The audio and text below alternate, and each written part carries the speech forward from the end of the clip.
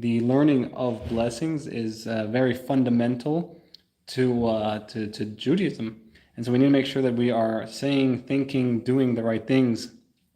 And we'll see that not only is it incumbent on us as Jews, but also on the rectification of all the world. So to open up, the Midrash Tanchuma, it states in a verse in Dvarim, it says that your days are approaching death. And Rabbi Shmuel Bar Nachmani, he said in the Midrash over there, is it possible for days to die? The plain meaning of the verse is that the days are approaching death. Meaning usually a person approaches death, not necessarily days approach death. And so he explains that when a tzaddik passes away, it is their days that are gone from the world. Meaning that tzaddikim, they themselves remain alive. We say even tzaddikim in their death are still considered alive. But what has been lost is their days. And so what does that mean?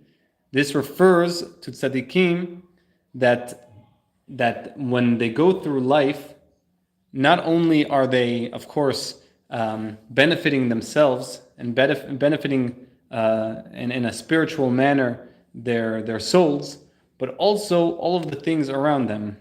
In fact, on the opposite side of the spectrum, the Chazal tells us that the wicked are called dead even in their life. You see a wicked person walking, he's considered dead.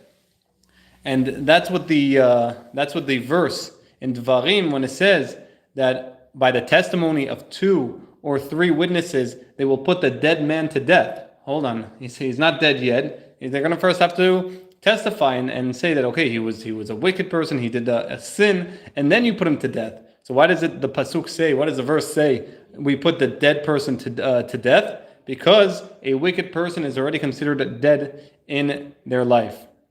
The idea meaning, why is a wicked person considered dead in their life?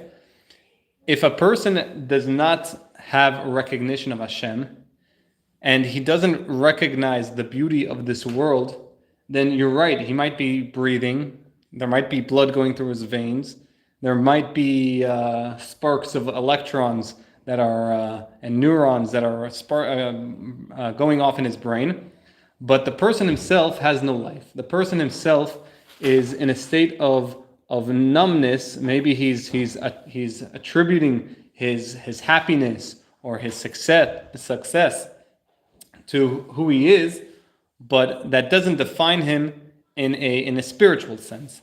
For example, a wicked person, he'll see the sun rising every morning, but he doesn't say any blessing on it. He doesn't recognize that this is a gift from Hashem. And sometimes maybe not even a wicked person, even a simple person, right? Sometimes in our busy lives, we look at the moon, the sun, and we don't really think too much of it. We just continue going through our days. But that's the point of our blessings. The first blessing of the brachot shachar is that you gave the rooster, the rooster has knowledge between morning and night. So if Hashem is able to give a rooster understanding and recognition between night and day, then of course he gives us. But the depth behind that is not just that it can recognize, it can see, oh, light and oh, darkness. And anyone can do that. Animals can do that. The depth is, and that's why it says over there specifically, hanoten lasechvi lavchin ben yom v'layla, that we say that it's specifically the first blessing because Hashem is telling us that what we're trying to understand is that Hashem is the one that's bringing the light and the day. Hashem is the one that's raising the sun. Hashem is the one that's setting the sun. And in Hebrew, the Hebrew word for sun is shemesh. And that comes from the word shamash, meaning servant. How did the sun get its name? Well, Abraham, we know Abraham was the first one to really introspect and understand that there must be a creator in this world. So one time he saw the sun and it rose at 7 a.m.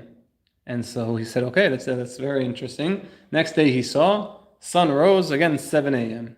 He said, that's interesting, people are bowing down to the sun. If I was the king and I was the god, maybe I would take a day off. I wouldn't come on the exact same time. Maybe he's just very particular. He said, it sees the next day, again, the sun rises, and again, the sun rises. And he starts to think to himself, he says, wait a second. How can it be that the king of the world is following a strict schedule? It can't be that he's the king of the world. It must be something is greater. And from that point, he realized that the sun was just a servant, and the servant of course, of Hashem. And at that point, he was able to recognize that there was a greater being that is controlling the world. And so, if a person sees the sun, he sees the sunset or he sees the sunrise, and he does not make a blessing. He doesn't not necessarily make a blessing, but he doesn't recognize Hashem in that. Then he's considered dead. It's considered that he is not alive, because Harav Shmuel Ravosky, he explains that what is life and what is death, right? Life is when someone is using their senses for positive purposes. If someone is using their senses and they're watching the sunrise and they're inspired and their faith is renewed in Hashem, then this person is called alive. And at the end of the day, what is life? It's that a person's ability to react to the world around them. But if someone sees the sun rise and he's numb to it, he doesn't feel anything. He says, "Oh, the sun rose today, just like it rises tomorrow." Right? I woke up this morning being able to see, being able to hear. Oh, that's nothing special, right? Because that's what happened the day before. No, that's not the way we should be thinking. Because that's the way of a wicked person. He doesn't recognize and he doesn't attribute all of these miracles, even though they're common miracles, they're habitual miracles. Nonetheless, they're miracles, and so he doesn't recognize, he doesn't react properly to them, and he disconnects himself from that which keeps him alive. All of those inspiring moments that are supposed to awaken the person to feel close to Hashem, in fact, what does it do? Nothing to him. He remains stoic, he remains numb. You might say, oh, that's very nice, a nice rainbow, but he doesn't connect it back to the source of all, of Hashem. And that's what the Gemara teaches. The Gemara says that dead flesh does not feel the knife cutting it. And when a person who sees wonders of nature and he's not inspired, then he's dead. There's nothing, the knife that's cutting it, he does not feeling that knife. And so we see from here that blessings become the cornerstone of faith. Every time you bless, every time you say a blessing, what are you doing? You're reaffirming that Hashem is the creator of all of the world, and you're showing that it is through His guidance and His hashkachat pratit that you have what you have. Right? In the morning when we start saying the blessings, the first one of the first blessings is Asher Yatzar, that we say thank you to Hashem, that we are able to go to the bathroom properly. Now think about it. If a person is not able to go to the bathroom properly, that ruins the person. The person, he says, as we say, he in the blessing, that a person wouldn't be able to live even sha'ah achad, 1 hour.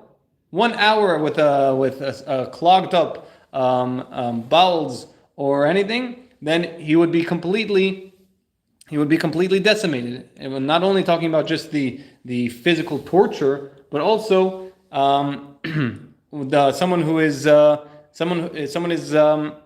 completely. Of course, people who have that, they can testify to how excruciating it is and how it's terrible, and that's why we have to say thank you to Hashem. What is said if someone is depressed or in despair? Maybe internally distracted from the blessing. So we have to try our hardest. And we'll see later on, I think, or if we get to it, the Arizal, he says that if one of the things that detract a person from closeness to Hashem is depression, is sad, despair. All of these things detract a person from Hashem. So a person has to do whatever it is in their human possible to always be happy, to make sure that they're praying and saying these blessings, of course, in a happy spirit. That means to listen to music, whatever a person needs to do. They need to get to a point in their life where they're happy, and that usually comes from a feeling of connection to Hashem. If you start to recognize how Hashem is playing His role in your life in every small aspect, then a person is going to be able to recognize and be happy that this is his life. For example, if a king, if lahavdil, right, the president of the United States called you up and he said, I need you for a very important mission. So a person is going to be so excited. They're going to be, wow, amazing. Me? You had like 300 to 400,000 Americans that you could have picked. There's 7 billion people, 300 million, 400 million Americans. There's 7 billion people in the world, or 10 billion right now. I don't know. And you're picking me? Well, what did I do? What was I meriting to be able to do this special task for the President of the United States? And yet, every day, Hashem regenerates, He re-brings our souls into our body, and He tasks us, the King of all kings tasks us with tasks for the day. Meaning if a person doesn't have any tasks in this world, and doesn't have any special missions in this world, then he wouldn't be here. Every person that's here has a special mission brought straight from Hashem. And we testify that also in the morning when we say Elohai Netzol, that Hashem, you created us, you created our souls, and you returned our souls to our bodies. And that's the first thing that we say in there every morning. Modani, thank you Hashem for returning my soul. And we have to realize that this is not just it's a nice thing to say. This is showing how grateful we are that we're even alive.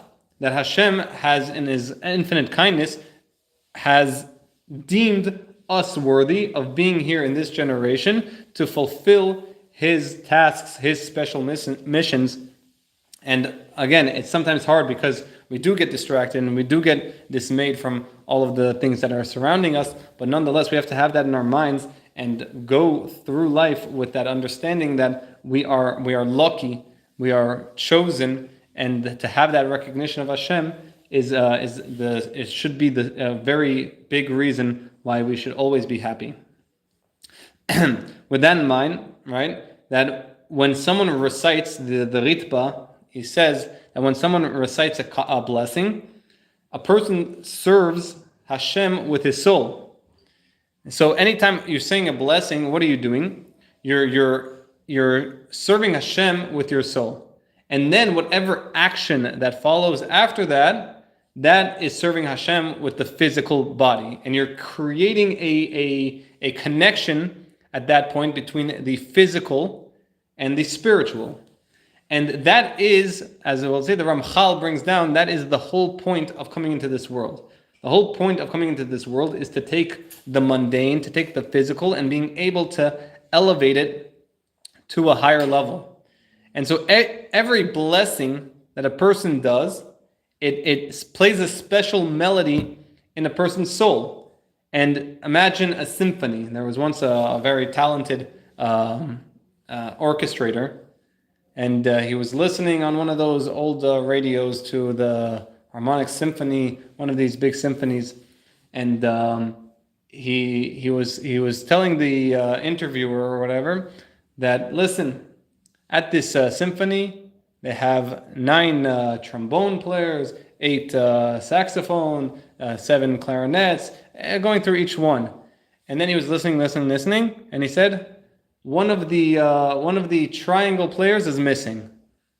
So they called up, and they found that everything he said was exactly accurate, and he was 100% right. There was one triangle player that called in sick and couldn't make it that night. And so they were amazed. They said, how do you know that? He said, listen, my ears have been so attuned. I've listened to so many orchestras. I've been in part of so many. I was an orchestrator for so many years. It's second nature, just to hear. I have this second nature of being able to hear. Now, when right, that's an orchestrator. Now imagine Hashem, right, who hears every single one of our blessings. Each one of us, when we bless, we're part of an orchestra. And if we're not saying the blessing, or if we're not saying it in the right manner, we're like that one triangle player that isn't there. And Hashem says, hold on, where's that triangle player? Where's that person? Why is he not saying the right blessing? Why is he rushing through the blessing? Why isn't he blessing? And so and on the opposite side, right? If you do bless, then you become Hashem's happy, right? Oh, what a great sound. Every person in the orchestra has a role to play. And if one person's missing, then it shakes up the whole orchestra. And so with that recognition, a person needs to realize that not only for his own sake, but of course for the sake of the whole world. Rav Chaim Palachi, he wrote that anyone who takes care to fulfill the mitzvah of reciting blessings, and specifically reciting 100 blessings each day, as we'll learn the halachot about that he enhances his life force. Why is that? You see, in the days of David, there was a plague, and the plague was killing 100 people per day. And so David HaMelech, he saw through Ruach HaKodesh, through the divine inspiration, that if he was to institute that 100 blessings a day, this would help the 100 people a day dying. It would stop them from dying. And that's exactly what he did. He instituted or reinstituted the 100 blessings a day. And at that point, he was able to increase to stop the death. The Zohar comments on this, and it says, how did David know specifically blessings? Maybe say 100 chapters of Psalms every day. That would have done good for his business anyway, because he was trying to sell the books at the time. No, I'm joking, right? And it didn't come out with Psalms yet, but nonetheless, right? Why 100 blessings? So the Zohar says that every time you're blessing, what are you doing? You're connecting yourself to Hashem, as we mentioned, and Hashem is the source of all life. So every time someone blesses, what is he doing? He's actually connecting himself back to Hashem and receiving life from that. Now, they explain that the way that blessings work, right? Even though it's in a very simple manner, when we're blessing, it sounds like, okay, we're blessing Hashem, that we're the ones that are blessing Hashem and saying, Hashem, thank you for the food. And right, and then when we get to eat the food, for example, right? It's not the case. I mean, it is part of the case, but it's not the full case. When we're saying Baruch Atah Hashem, we're actually opening up tubes, sinorot, that are coming down and bringing shefa, bringing abundance and spiritual energies both into us and into whatever the action is. If it's food. If it's a mitzvah, it's a mitzvah. And that's what you're doing. And so it's not just a one-way street, though, because just as let's say a tube opens, then it flows, water can flow both ways. It can go up or down. In this case, it's going to go up and down, right? Hashem is going to release all of the chef, all of this bounty towards a person. And that's what gives nourishment to the food, or that what gives one of the extra blessings to the mitzvah. And in that aspect, when you're opening up that valve, then so too you're able to connect to Hashem, and you're able to extend your life, to be granted life. And so that's why David HaMelech said specifically 100 blessings a day. Now Rabbi Chia, he said, if someone had a basket of figs and eats them without blessing, that is the death in his tongue's hands.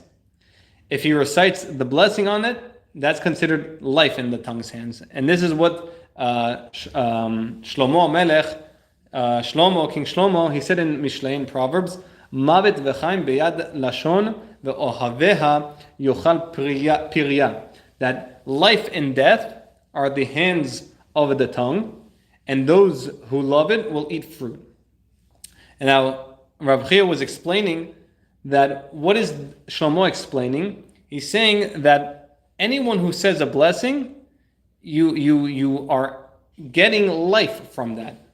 And if you don't say a blessing, you're not only not getting life, you're inheriting death. Because it's not just that your life. The Gemara says that someone who eats without saying a blessing is as if he stole from Hashem, and as if he stole from Israel, from all the Am Yisrael. Now the Siftei Kohen, he comments that when someone is very careful to recite the blessing before eating anything, and the blessing afterwards, after he's done eating, his body will not be consumed by worms after his death. And the reason for that is because the worms consume the dead body. But if a person is always able to connect himself to life, therefore there is no worms that can consume his body. In fact, he adds that if you take the numerical value of habracha, beracha, that you get 227, and that's the same numerical value as karaz, as an announcement. And he says in the merit of someone who's very particular, very meticulous with his blessings, there will be an announcement that goes throughout heaven that no angels and nothing can harm both his soul and his body. And so therefore, he's spared not only from physical pains, but also from spiritual pains. With all of this being said, we have to understand that blessings then are no joking manner, right? And we have to make sure that when we're saying the blessings, we're making sure that we're checking all of the boxes, making sure that we're saying what we need to say, how we need to say it, and making sure that we don't say something that we're not supposed to say. And so therefore, we'll need to examine and learn all of the halachot. It's not enough just to say that, okay, I know the bracha, and I'll go and say it, right? Because yeah, you're right. There's some easy brachot that you might not think it's too bad, right? Water you say shakol, on a apple you say borei pri ha'etz, it's from a tree. All of these things relatively simple, seemingly, right? But then you throw in some mixtures, right? You throw in, okay, what happens if I have rice and cooked with potatoes, right? Do I say a blessing both on the rice and the potatoes? Or do I say it just on the rice? What about a soup, right? What do I say on the soup? Now, if I'm in the middle of a meal and then I have a apple, right? Of course, we know that the apple is not part of the meal, so I have to say it's separate blessing. Now, when I'm done with that apple and I say, okay, that's it, I'm done, and then the hostess comes out with another platter of grapes, right? And do I have to say another blessing? Do I not have to say another blessing? And so, if someone's in one of those situations and he says, "Safek brachot la'akel," that I don't know, so I'm just not going to say a blessing because I might have to say it, might not have to say it. No, I'm just not going to say it. It could be that he's stealing from Hashem, right? It could be that he's supposed to say a blessing, and if you were supposed to say a blessing and you didn't, that's stealing from Hashem. That's why it's very important that we that we study these halachot, we study these laws, and make sure that we are saying the right things and how, of course, we need to say it. Now, the Rabbeinu David Abu Daram, he says, Can I ask a question? Yes. I think Rambam said something about this. Didn't he? Like, if you're, and I only ask because you mentioned about the hostess bringing something else out. If you're having dinner with someone else, doesn't the blessing done at the beginning of the meal go by the host's intention? So it depends what blessing and what the intentions of the men who blessed has. And again, we'll see all of those halachot because it's not as simple as just saying that whatever the hostess brings, then I'm going. Usually we say that. Usually you're right. We say that whatever hostess brings, then we follow them. And then we say, yeah, okay, maybe I don't have to say any more blessings. But now what happens if someone says, Mayim achonim chova, right? And then he wants to drink more water. Now, they brought out more water, right? And they said, Mayim achonim chova. And we'll see that, at least according to Sfardim, that we would have to say another blessing on the water. So again, there's a lot of different caveats, a lot of different moving cogs, and so B'ezrat Hashem, we'll have to see when and how and why all of these blessings. But B'ezrat Hashem, we'll get into all of those.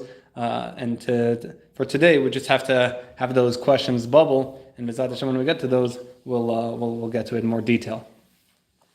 So the Rabbeinu David Abu Daram, he says that the purpose of reciting a blessing before performing a mitzvah is to thank Hashem for commanding us in these mitzvot. Right? He said, as we say, Asher kiddushanu b'mitzvotav v'tzivanu, that He sanctified us through the mitzvot.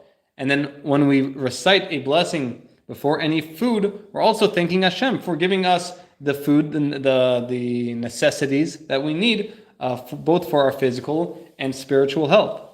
So you see from these items that one of the ultimate purposes of blessing is not only, again, to create this spiritual connection with Hashem, but also to thank Hashem for giving us sustenance and enabling a person to continually service Hashem.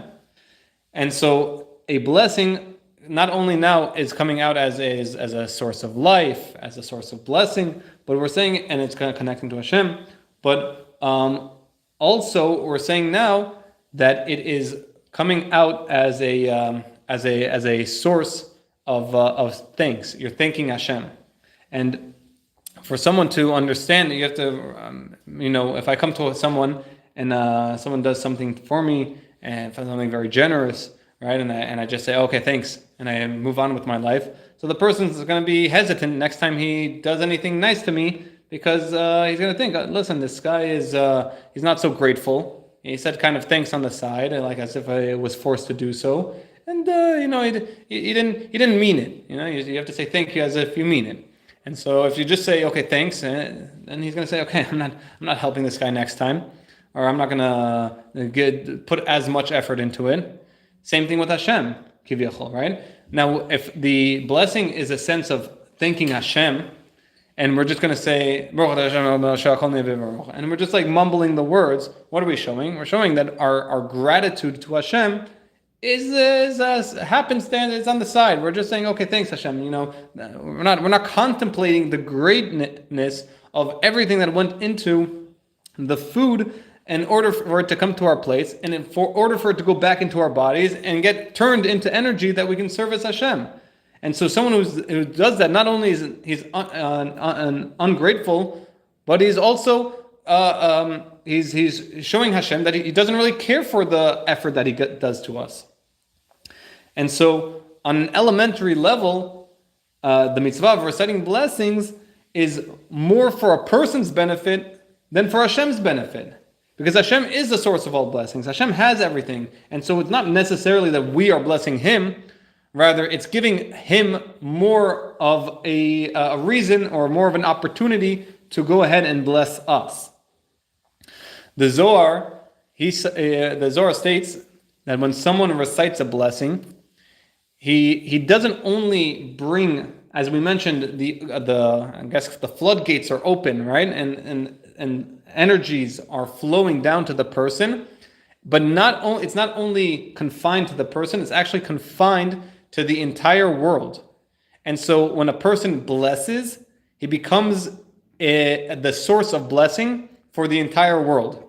As the Gemara relates, there was a rabbi in the Gemara, Rabbi Chanina ben Dosa. Rabbi Chanina ben Dosa, he would eat kav charuvin, he would eat a portion of charuvin, which is a very, they say it's a fruit that feels like swords in the stomach. It's a very unappetizing, let's say, fruit. And he would eat it from week to week.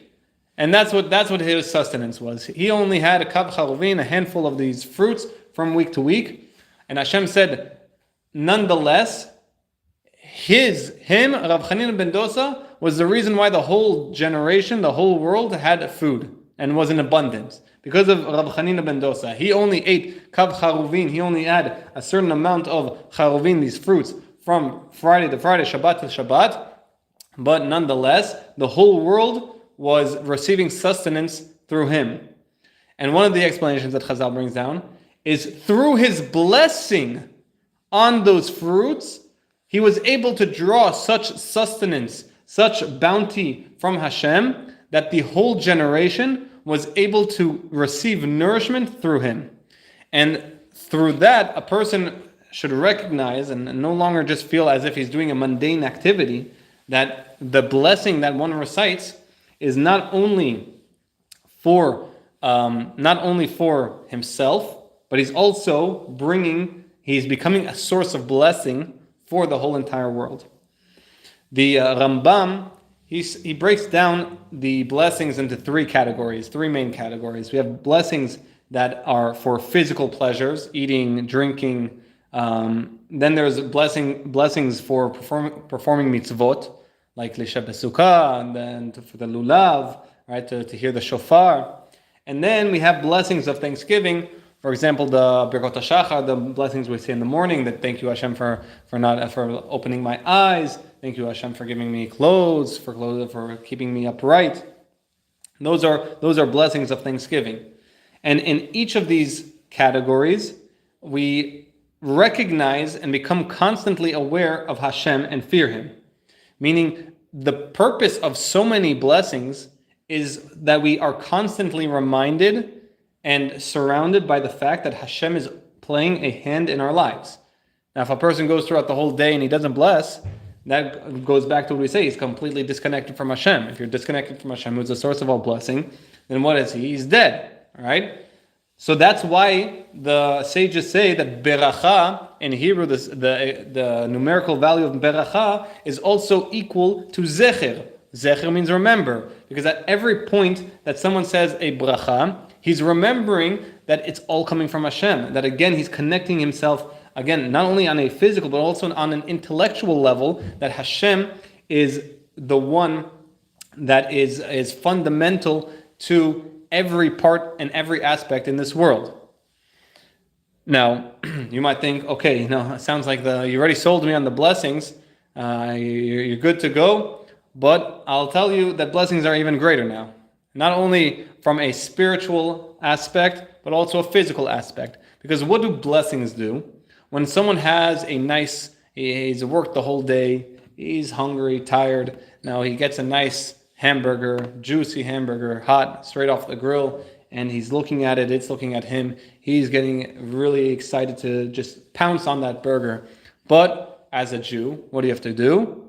Now you have to go find a washing station, wash your hands, say I'm blessing on Netilat Yadayim, then you have to make sure you dry your hands, and we're going to say you have to dry your hands really well so there's no water on them, and then you get the hamburger and you have to say Hamotzi Lechem Min Haaretz. What does a blessing do? It teaches a person self-control.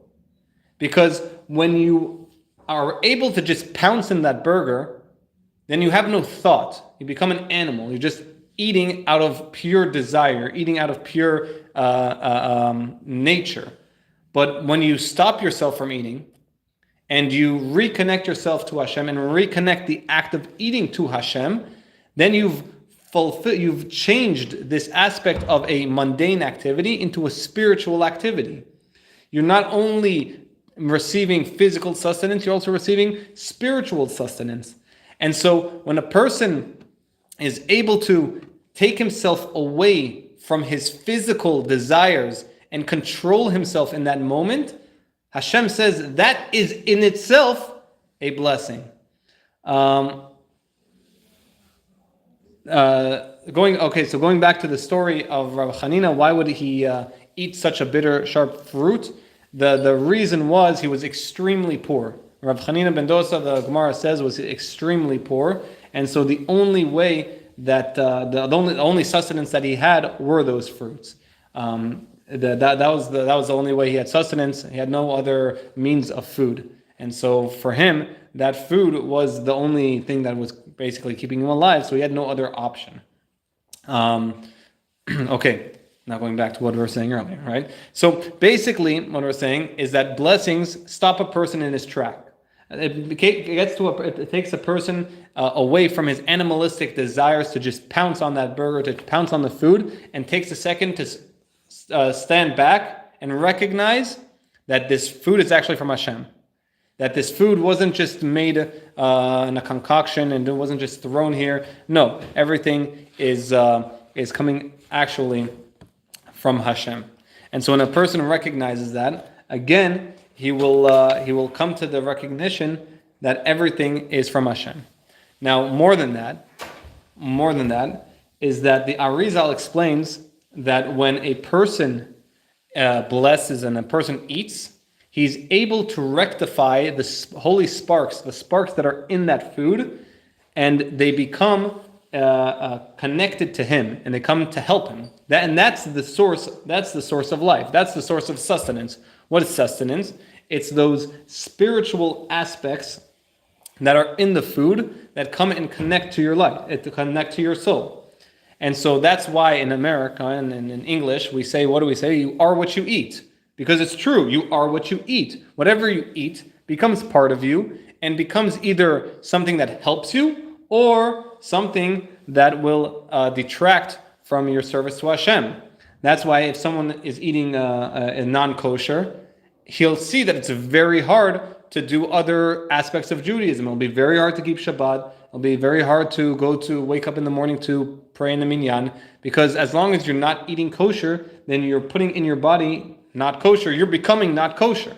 But if someone starts to eat kosher, then he starts to see that these things become a little bit easier. Keeping Shabbat, waking up in the morning to pray, just to pray in general. And that's because we're saying you are what you eat. Now, if someone says a blessing on a food and he says it correctly, then he elevates those aspects in that food and rectifies those holy sparks, and they can return back to Hashem. Sometimes souls come back in a reincarnation and they don't get the merit of coming back into a person. Instead, they come into a fruit, into an animal, and it ends up in the Jew's hand. And if he says it, the blessing correctly, then those sparks of energy, those holy sparks, that soul that has been yearning to go back to Hashem, has the opportunity now and will go back to Hashem. But if you have, for example, grain, you have wheat, and it was sitting reincarnated and it's sitting in the field and it's saying, I need to get back, I need to become closer to Hashem, and finally it's cut. And out of the who knows how many tons of wheat kernels, then it gets ground into flour, and all of that flour is then distributed into different bags and sacks and different places in the whole entire world. And then one sack out of who knows how many millions makes its way down to Dallas, Texas. And in Dallas, it goes to a random store like TomTom. And over there, how many bags of flour are there? Hundreds, maybe. And a Jewish person happens to get that one bag. Now, all of those sparks in that flour are dancing and singing. They're like, oh wow, we got chosen by a Jewish person. Soon we're going to be able to be rectified. We're going to go back to Hashem. And then the wife makes the challah, and she makes it into a nice challah. And then they're sitting down, and the lechem now, the bread is now excited. They're like, they just need to say the blessing, and that's it. We've made it to the finish line. And then the husband or whoever takes it, he takes the bread and he says, and then he eats it. Oh my gosh. What happens to all of those sparks? Instead of saying a blessing correctly, with concentration and with loving and a recognition of Hashem, he mumbled the blessing, maybe missed a letter or two. And what happens to those souls? Those souls stay in the food, and they don't get rectified. They would have to go back, unfortunately. And that's what the Sefer Yesod V'Shara, he says that if someone recites a blessing, but he mispronounces the words, or he's careless, or he doesn't have the right, he just says it robotically, then this person is guilty of stealing from Hashem. Why is he guilty of stealing from Hashem? Because those souls, those sparks, were supposed to go back to Hashem. So now you did not allow that to happen. It's as if you stole from Hashem. There was a wife. there was one time, not a wife, sorry, Rav Yonatan Eibeshitz. He complained. He said that people they don't think that it's important to study the halachot of brachot, and so what happens? A person goes through their whole life. They study the halachot of Shabbat. They study the halachot of tefillin and the halachot of all the holidays, and then it comes to the halachot of brachot, the laws of brachot, of blessings, and they put it to the side. They say again, it's not so difficult. You have water, shakol, and you have other you have fruits, which is etz. So what's so hard? How don't you understand what to bless? And as we mentioned, no, it's not so simple. Not only the complications that go into the actual blessing of itself, but also the words and how to say the blessing is in it of itself very important. And so we have to have both of those things in mind as we learn and as we recite blessings, because that's probably the thing that we do the most throughout the day is recite blessings. And like the Ramchal says in the opening of Mesilat Yesharim, he says things that are so commonplace become forgotten. That things that are so apparent, they become shadowed by the more important things. Example of that is if someone wears glasses or they have their phone, right? And someone puts their glasses on their forehead and they're doing some activity, and suddenly they say, whoa, where's my glasses? He starts looking throughout the whole house, and he cannot find his glasses until someone says, hey, the glasses are on your head. He goes, oh, how didn't I see that? Someone who's so used to glasses won't feel them. Similarly, if someone has a phone and he has a phone in his hand, he was talking and then he got distracted, and then he starts patting himself. He doesn't know where the phone is. He starts getting frantic. He starts looking for the phone, and it's in his hand. Right? How does this happen? Because things that are so apparent sometimes are forgotten, sometimes are overshadowed, sometimes are not seen. Similarly with blessings, because we do them so often, we sometimes forget the importance of blessings and the importance of reciting the blessings. So I just wanted to take a moment. We can go over the structure of a blessing, the general structure of a blessing, and try to glean some insight. At least we can leave the shiur, we can leave this not only appreciating what a blessing is, but also how to properly at least recite a blessing. Now, the first thing we should note is that that the Gemara says that anyone who wishes to become devout should fulfill the subject of brachot. Meaning, we're not talking about devout as opposed to wicked. A wicked person would not say a blessing. We're talking about a devout person, right? Meaning he's already on a very simple level and he wants to become devout. So what are we saying here? We're saying a person, he's on the level where he can say, listen, I heard that once in the Gemara that says that, if you don't know a bracha, you can say shakol. All right? You say shakol, and then you're say you fulfill your obligation. Now, that's not the case, though. Rav Zalman, he says that if someone does not know which blessing to recite, and he has not studied the halachot, then you're not allowed to rely on that. Only if you studied the halachot and you don't know, then you can rely on the shakol. But if someone did not study the halachot of brachot correctly or thoroughly, it's forbidden for him to eat it's forbidden for him to recite the blessing of shakol and eat from that food.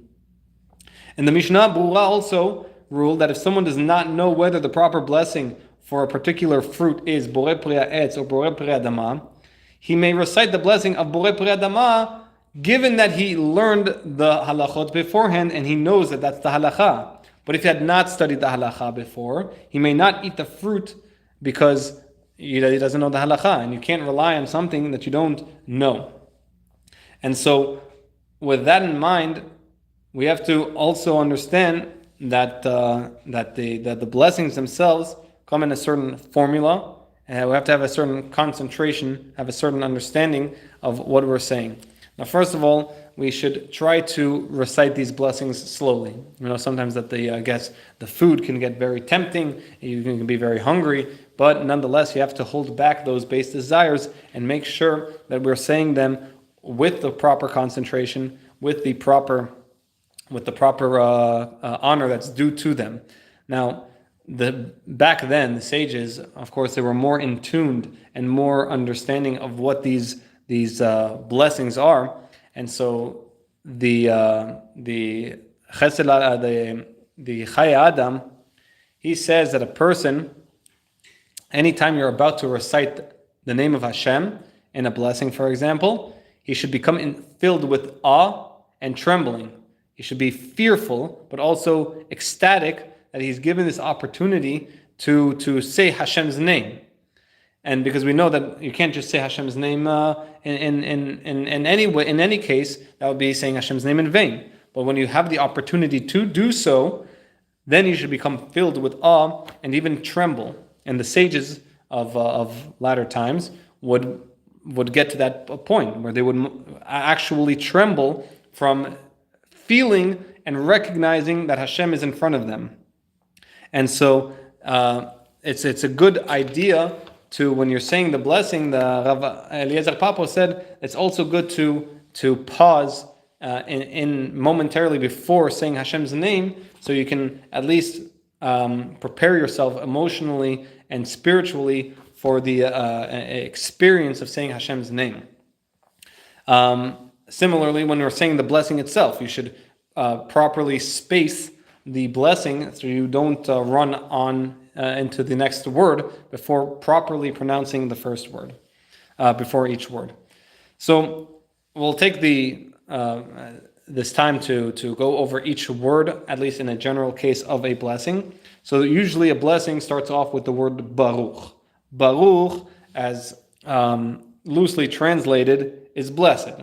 Blessed are you, Hashem, right? That's how they usually translate it. But the Nefesh HaChaim, Rav Chaim Melavozhin, he was the student of the Gaon Mivilna. He says in Nefesh HaChaim that Baruch comes from the word of brecha, of a pool, right? And as we mentioned earlier, that when you're saying Baruch, when you're saying blessed are you, Hashem, what are we doing? We're really filling this world with blessing. And so we're saying that Hashem, you are the source of all blessings. Just like a pool is a body of water, a body of and water is that sustenance. That water is the life force of all living things. And so we're saying, so too you, Hashem, you're Baruch, you're Barecha, you're the source of all blessing, you're the source of all life. And then we say Ata. Now Ata in English is you, all right? Blessed are you, right? Now usually we don't, for example, a rabbi, right? You don't go to a rabbi and you say, hey, what's up, rabbi? There's a certain amount of respect that we give to our rabbi. We say, how's the rabbi feeling? We use the third person. We don't say, how are you feeling? We say, how is the rabbi feeling? We don't communicate to the rabbi in the first or second person. We usually communicate using third person. Now, if we do that to a rabbi, how much more so should we do that with Hashem? And yet we say Baruch Atah, blessed are you, Hashem. And this is the part of the blessing that a person has to recognize that Hashem is always in front of him. Like the pasuk says, Shiviti Hashem lenegdig tamid, that Hashem is always in front of me. So when you're saying Baruch Atah, you're like literally he's right in front of you, and he's saying, you're asking now in a personal sense, Baruch Atah, that blessed are you, meaning it's not just a king that is sitting in a foreign palace. It's personal. It's between me and you. And this is the enormous gift that Hashem has given to Israel, that we have such a close connection to Hashem. As the Ramchal brings down, that a person should, when he's saying a blessing, he should have this threefold understanding of what is happening. One is that Hashem is beyond great, beyond our comprehension, King of all kings, lofty to realms that we can't fathom. And then on the opposite side of the spectrum is man. We're going to go to dust, worms and maggots. We come from a putrid drop, and there's nothing really special about us. Right? The only special thing about us is that Hashem put something of Himself into us, but otherwise, there's nothing special about us. In fact, we're the lowest of all creatures, if you think about it. In this world, right? And yet, the Ramchal says, don't let that depress you. Don't let that stop you. Even though Hashem is on one side of the spectrum and man is on the other side of the spectrum, the greatness of Hashem is that He's given us a bond that makes us close to each other to the point where we can say, Baruch Atah, blessed are you, meaning you're right in front of me. And that alone, all right, we were talking about it earlier about depression. That alone, when you sing Baruch Atah, that alone should make you happy. That alone should excite a person. That alone should fill a person with happiness that he has such a personal connection with the Creator of all beings. Meaning, if you have any problem, all right, if someone is on the computer and he can't access a certain thing on his computer, so he calls IT, and then the IT, they understand the problem usually because they can understand more of the source code. So they figure out what the problem is, and they can get you going again. Now, who's the source code of all of the world? Hashem. So if you ever have any problems, who are you going to go to? The coder of all of the world. Who is that? Hashem. And over here we have the opportunity. We say Baruch Atah, blessed are you. You're right in front of us. At that point, you're already on such a personal, close level. And we go further. And then we say Hashem's name. At that moment, we don't really say Hashem's name, because that four-letter name of Hashem we don't say it in this world. And until the Bezrat Hashem, the Beit HaMikdash will come, and then we'll be able to say it again. But we use what the word is in this world, which is Aleph, Daled, Nun, Yud, and we say that in its place. Nonetheless, though, when you say the word, and we'll see more about this, Bezrat Hashem, you have to have recognition of both of those names, because both of those names convey two different things. Yud Kei Vav Kei, the four-letter name of Hashem, corresponds to Haya, Hoveh, V'Hiyeh, that Hashem was, Hashem is, and Hashem will be. That Hashem is not, as we mentioned sometimes, that Hashem didn't just create this world and leave it to be. Hashem is intimately related to every part of creation at every moment, at every second. Meaning, if this desk was not supposed to be here, Hashem wouldn't want it to be here. He would just not will it, right? It's in position, it's in this world because Hashem wants it to be there, and He's continually creating it. And so if Hashem did not want it to be here, He would have just not created it, meaning He just has to stop the creation process of it.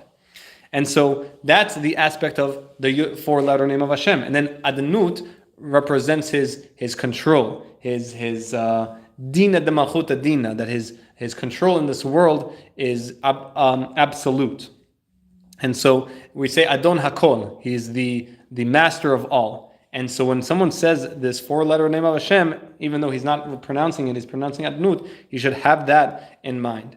And then he goes on and we say Elokeinu, right? We say again, don't think again, it's this constant going back and forth of personal, and then you say, Hashem, Haya, Hoveh V'Yeh, this great being, but then we say Eloheinu, our God, right? And we're going back and we're saying, even though He's so lofty, we have the opportunity, we have the chance to coronate Him, because when we're making a blessing, what are we doing? We're recognizing that Hashem was the creator of everything. So again, we're showing that Hashem is the king, Hashem is the master, and He's our master specifically, because I don't see anyone else making blessings over the sun, over the moon, over the waking up in the morning, and all of these things. Who's doing it? Only us, because we have that recognition of Hashem. And then we say Melech, right? Melech means king. But as we've mentioned multiple times, that Melech is also the order of the way that a person should behave. We said Melech is Rashi Tevot, Moach, brain, Lev, heart, and Kaved, the liver. And that's how the flow of events should happen in a person. At first, it should be thought, then it should be felt, and then it should be acted. Meaning it should first start in the mind. It has to be understood, and then going through the other faculties. But if a person does not filter through the mind first, then we said the opposite of melech is kalem, is destruction.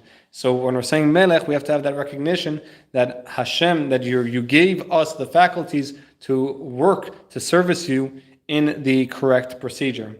And then we say melech ha'olam, that Hashem, you are the master, you're the king over the whole world. Ha'olam also in Hebrew means ha'elim, it means hidden. Hashem is the hidden king.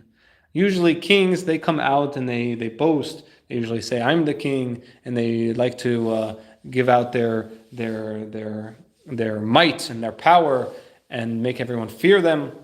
But Hashem is the silent king. He's the hidden king. He has proved him. He doesn't have to prove himself. He has nothing to prove because he is everything. And so when we're saying ha'olam, it's also from the word ha'elim, that Hashem is the king, but he's also the hidden king because we don't see him. He's not on CNN every day giving a press conference, and he's not going to, because just by recognizing the world, and that's what Abraham did. Abraham was able to get that press conference every second because he was able to recognize Hashem within nature. If someone's able to do that, then of course that is revealing that hidden aspect of Hashem in the world. And that's exactly what we're doing when we recite a blessing. Because we're saying, hold on, this bread, it didn't come from the bakery. Where did it really come from? Yeah, it came from the bakery, maybe in a physical sense, but where did it originate from? It originated from Hashem.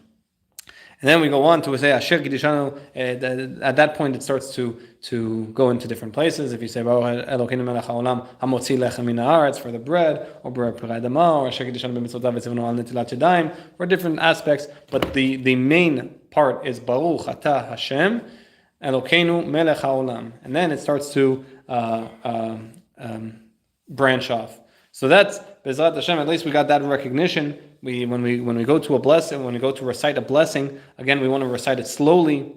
The Arizal, he would tell the Harav Chaim Vital that the one of the ways to access, or maybe the main way to access divine providence, is through concentrating on the blessings of the food, and make sure that you are at least understanding the words, the meaning of the words, and don't just become robotic and be to just recite them as if someone is going through a troubling time. Right? You don't want to make it seem like a burden on a person. You want to make sure that you're saying it with happiness, with recognition that Hashem is the one that's controlling the whole world. With that recognition, B'ezrat Hashem will be able to receive all of the bounty, all of the blessings that Hashem bestows upon us, both physical and spiritual, and we will all be able to increase our lives as we connect ourselves to Hashem and become more grateful, more happy that we have been chosen as the recipient to rectify these souls that are in these foods, and are able to again bring all of this blessing into this world, that without us, we're the conduit, we're the ones that bringing the lightness into this otherwise dark world. I'll actually now leave it off to if anyone has any questions.